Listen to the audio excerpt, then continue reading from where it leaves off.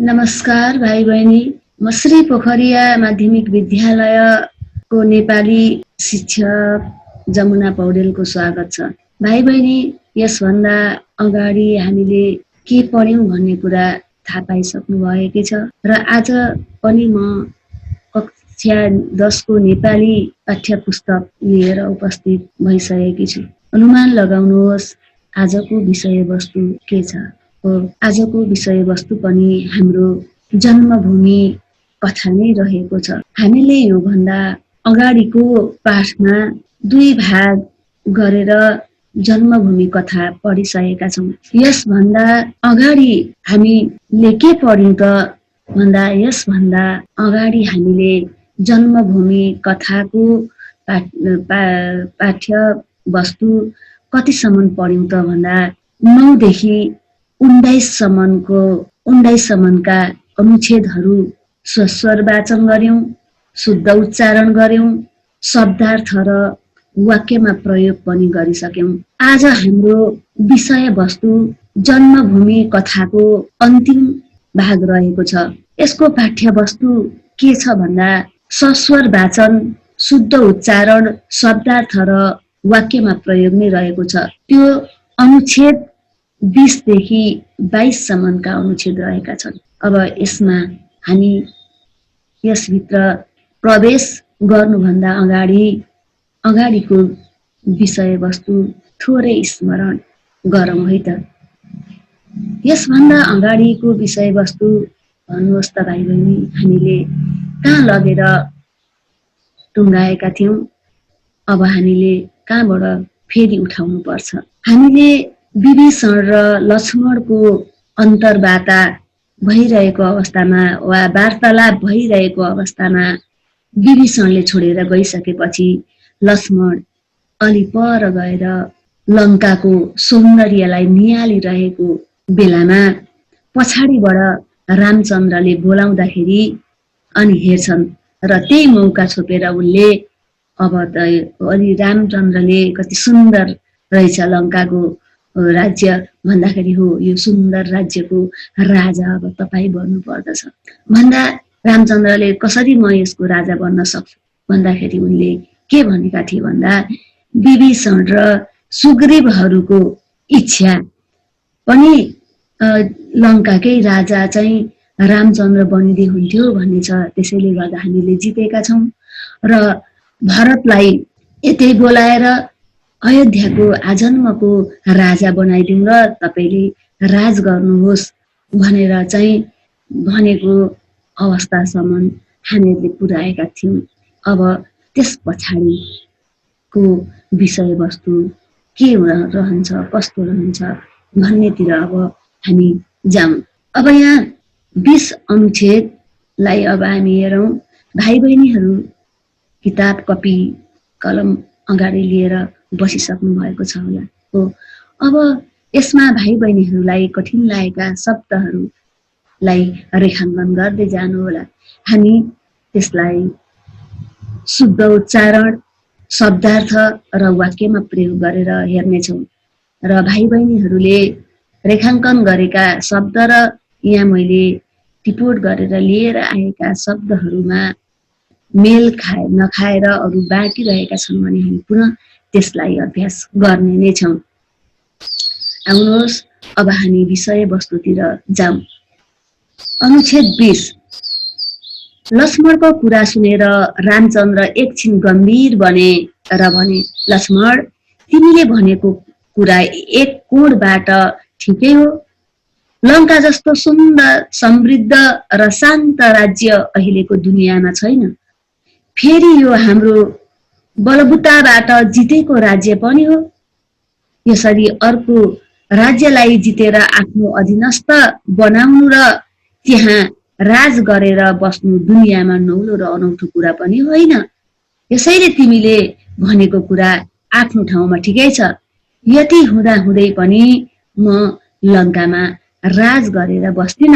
यहाँ अब लक्ष्मणले रामचन्द्रलाई राजा बन्नु पर्दछ र सबैको चाहना पनि तपाईँले राज गर्नै पर्छ भन्ने छ भन्दाखेरि त्यसको प्रत्युत्तरमा अब रामचन्द्रले लक्ष्मणलाई के भन्छन् त भन्दा जुन तिमीले भनेको कुरा तिम्रो दृष्टिकोणबाट ठिकै हो र हामीहरूले जितेका पनि हौँ हाम्रो शक्ति बल प्रदर्शन गरेर हामीले आफ्नो बनाएका छौँ हाम्रो अधीनमा आएको छ हामीले जितेका छौँ त्यसमा राज्य गर्नु ठुलो कुरो होइन यो दुनियाँको इतिहास हेर्ने हो भने सबैले आफूले जितेको ठाउँमा राज गरेर बसेका छन् त्यति हुँदा हुँदै पनि तर म यस लङ्काको राजा बन्न सक्दिनँ तिमीले भनेको कुरा कुनै पनि बेठिक छैन र पनि म लङ्काको राजा बन्न सक्दिनँ भन्ने तरिकाले उनले चाहिँ अस्वीकार गरेको कुरा चाहिँ यसमा देखाएका छन्।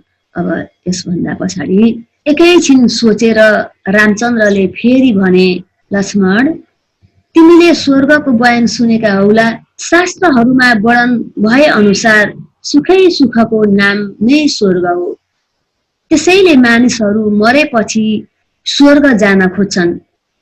भाइ लक्ष्मण संसारमा यस्तो स्वर्ग भन्दा पनि उत्तम ठाउँ भनेको जन्मभूमि हो।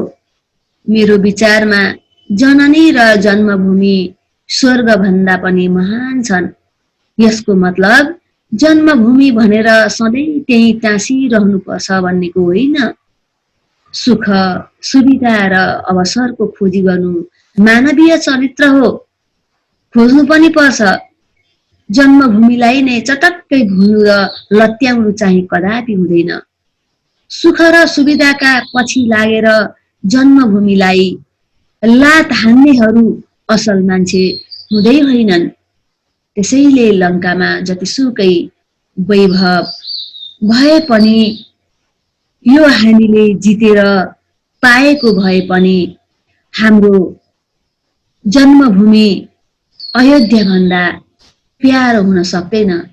भाइ हामीले हाम्रो जन्मभूमि छाडेको पनि 14 वर्ष हुन लाग्यो। अब हामी हाम्रो जन्मभूमिमै गएर हाम्रै भूमिलाई स्याहार्नु पर्दछ सिगार्नु पर्दछ। उनले कदापि म यहाँ बन्न सक्दिनँ भनिसकेपछि फेरि पुनः विचार गरेर एकछिन सोचेर फेरि लक्ष्मणलाई भन्छन् हेर लक्ष्मण तिमीले स्वर्गको बयान सुनेकै होला। स्वर्ग भनेको मान्छेले के गर्छन् भन्दा अझ शास्त्र अनुसार पनि हरेकको व्यक्तिको भनाइ अनुसार शास्त्र अनुसार सबैले स्वर्ग भनेको सुखै सुख ऐश आराम मोज मस्ती र चाहिँ दुःखबाट मुक्त हुने ठाउँ र मान्छेहरू मरेपछि पनि स्वर्ग जाने इच्छा र चाहना राख्दछन्। किन त भन्दा मान्छेलाई दुःख गर्ने हुँदैन उसलाई सुख शान्तिको जीवन बिताउन चाहन्छ। हो त्यो सुख शान्ति सारा सम्पूर्णले चाहिँ भरिपूर्ण भएको ठाउँ स्वर्ग भनिन्छ। तर त्यो स्वर्ग भन्दा पनि अर्को उत्तम ठाउँ छ। त्यो स्वर्ग भन्दा पनि उत्तम ठाउँ भनेको आफू जन्मिएको भूमि हो आफ्नो जन्मभूमि हो। त्यो जन्मभूमि भन्दा चाहिँ ठुलो केही पनि हुन सक्दैन।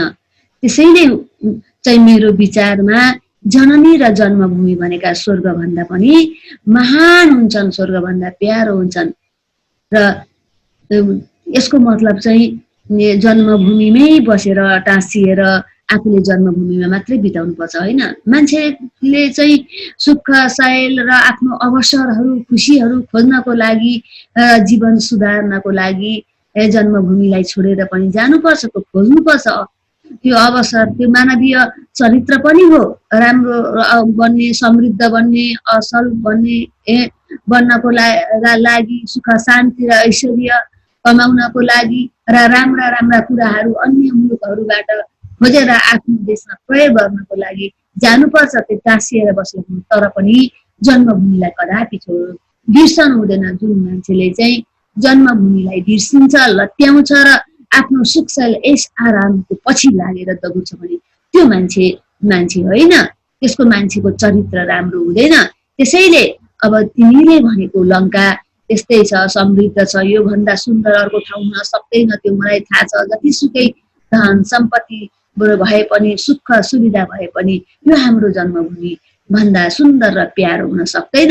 हामीले 14 वर्ष हाम्रो पुरा हुन लागिरहेको छ। अब त हामी आफ्नै भूमिमा गएर आफ्नै ठाउँमा गएर अब हाम्रो जन्मभूमिलाई स्याहार्नु पर्छ सिँगार्नु पर्छ सुन्दर बनाउनु पर्छ।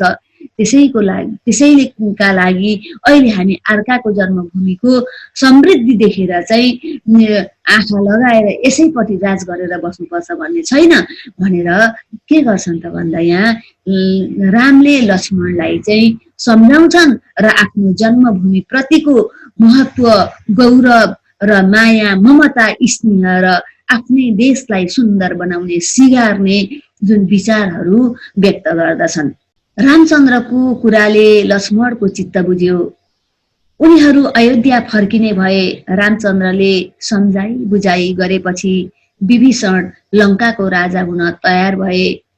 राम, लक्ष्मण र सीता अयोध्या फर्के।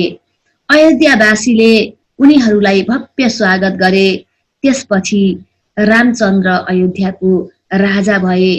उनले सदैव जनताको निर्णयलाई आत्मसात गरे। उनी एउटा असल र आदर्श शासकका रूपमा स्थापित भए। उनको शासन व्यवस्था अरूका लागि पनि अनुकरणीय बन्यो। त्यसैले हरेक असल राज्य व्यवस्थालाई राम राज्य भन्न थालियो।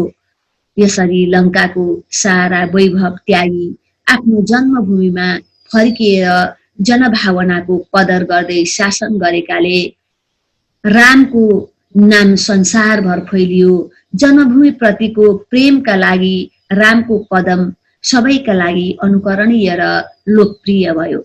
अब आफ्नो जन्मभूमिको गौरव, महिमा र आफ्नो ठाउँको माया, ममता जुन चाहिँ प्रस्तुत गरे रामचन्द्रले लक्ष्मणका सामुमा, त्यो रामका कुरा सुनिसकेपछि लक्ष्मणको पनि चित्त बुझ्यो र उनीहरूले अब के गरे त भन्दा विभीषणलाई सम्झाइ बुझाइ गरेर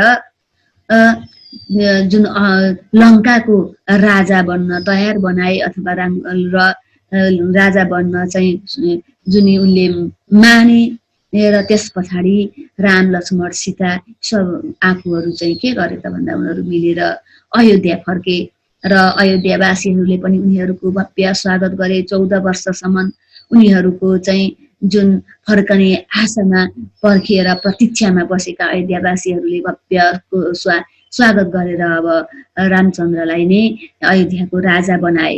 र त्यसमा चाहिँ रामचन्द्रले जनताहरूको इच्छा भावनाको कदर गर्दै उनीहरूकै निर्णयलाई, जनताहरूकै निर्णयलाई चाहिँ स्वीकार्दै आत्मसात गर्दै उनी अगाडि बढेर, जसले गर्दा उनको एउटा आदर्श चाहिँ र असल र एउटा शासक बनेर जुन राज्य गरे, उनको आदर्श राज्यले गर्दा राम राज्य जुन राम्रो, सुन्दर, व्यवस्थित र असल राज्यहरूलाई संसारभरिमै राम राज्यको नाम दियो र उनकै शासन व्यवस्था अनुकरणीय भयो।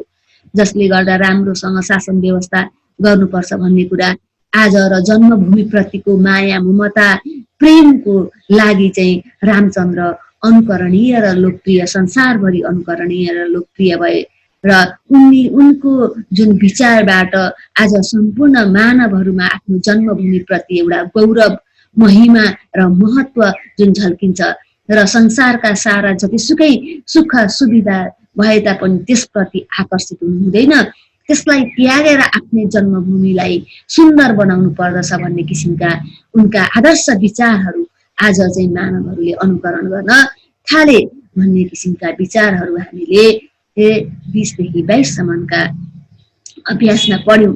सरसरी भन्दा जुन लक्ष्मणले रामलाई चाहिँ राजा बन्नुपर्छ भनेर राखेका प्रस्तावहरू र रामचन्द्रले स्वीकार्दैनन्। त्यो नस्वीकारेको कारण पनि लक्ष्मणलाई प्रश्न पार्छन्। आफ्नो जन्मभूमि, आफू जन्मेको ठाउँ स्वर्गभन्दा महान र प्यारो हुन्छ, जसले गर्दा संसारको जतिसुकै सुख सुविधाहरूको पनि आफ्नो जन्मभूमिसँग तुलना योग्य हुँदैन।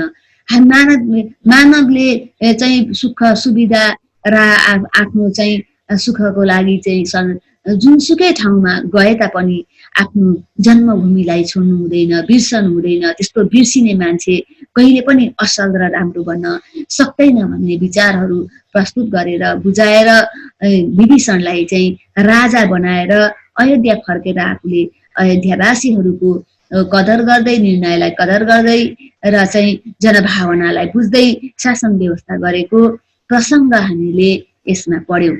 अब हामी अगाडि बढौं। भाइ बहिनीहरूले अवश्य रेखाङ्कन गर्नुभयो होला। अब भाइ बहिनीहरूले रेखाङ्कन गरेका शब्दहरूलाई अब शुद्ध उच्चारण गरौँ र कतिपय शब्दहरू मेल खाए नै होलान्। यदि कति मेल खाएका छैनन् भने हामीले पुनः भाइ बहिनीहरूले टिपोट गरेका शब्दहरूलाई पुनः अभ्यास गर्ने नै छौँ। अब शुद्ध उच्चारणका लागि मैले भाइ बहिनीहरूलाई कठिन लाग्न सक्ने शब्दहरू यहाँ टिपोट गरेर राखेको छु। हेर्नुहोस्, यहाँ गम्भीर शब्द कसरी उच्चारण गर्ने? यहाँ गम्भीर शब्द 2 झड्कामा उच्चारण हुन्छ।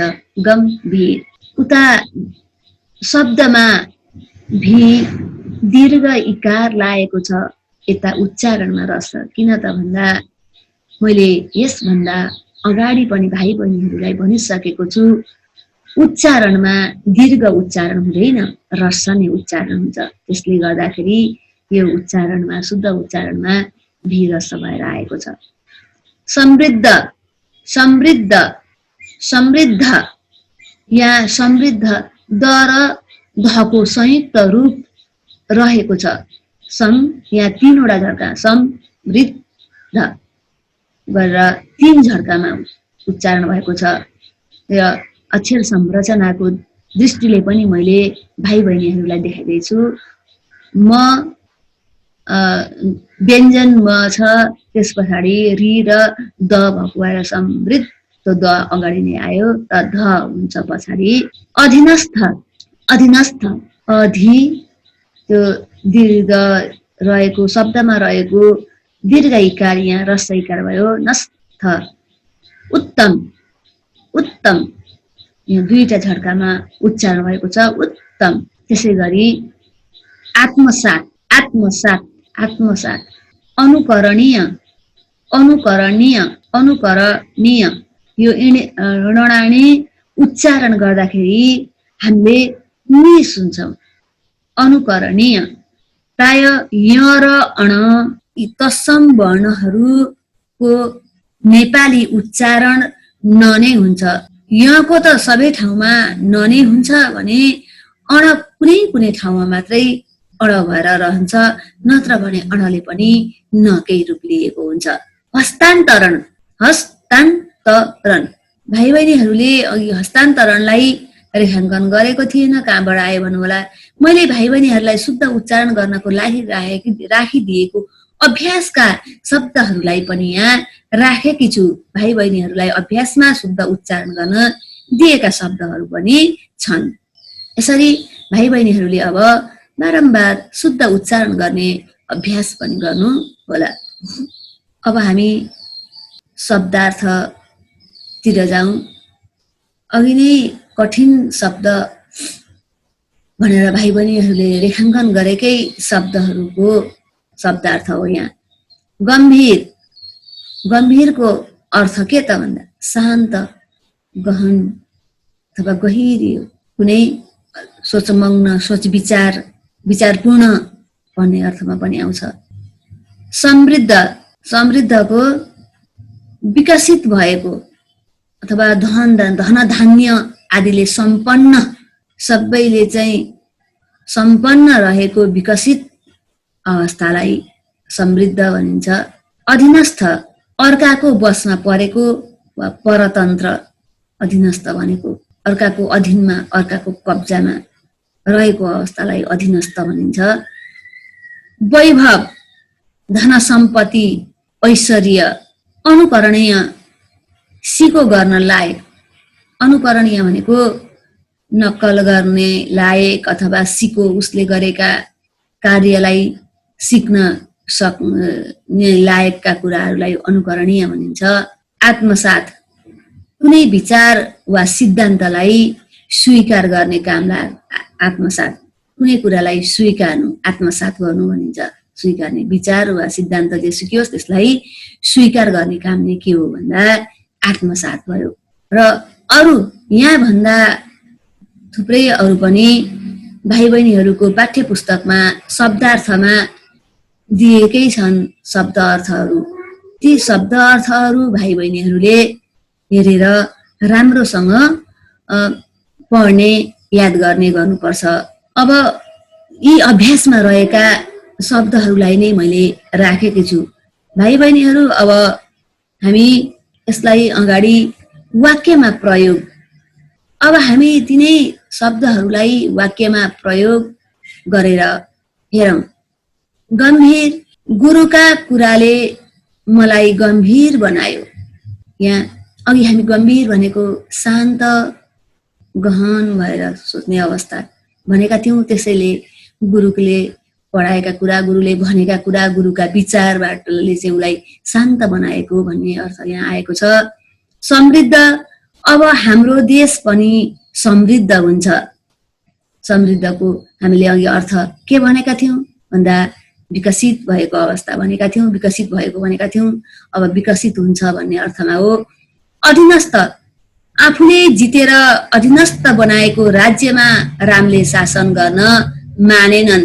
जुन जितेर उनकै अधीनमा, उनकै कब्जामा, रामकै कब्जामा रहे तापनि त्यसमा उनले शासन गर्न नमानेको कुरालाई यहाँ देखाइएको छ। अधीनस्थ भनेको जुन कब्जामा रहेको अथवा परतन्त्र राज्यमा उनले राज्य गर्न नमानेको अवस्था यहाँ देखाइएको छ।